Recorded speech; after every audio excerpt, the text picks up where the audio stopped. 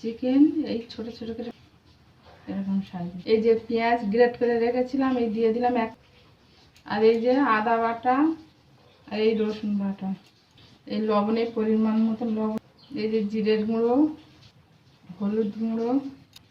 আর এই লঙ্কার গুঁড়ো,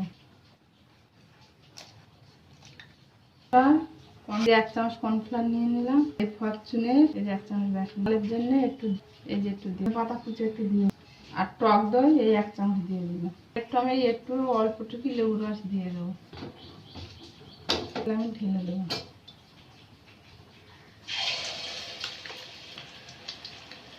আর এক পিট করে ভাজা হয়ে গেছে, আমি তেল ছুটতে সুন্দর হয়েছে।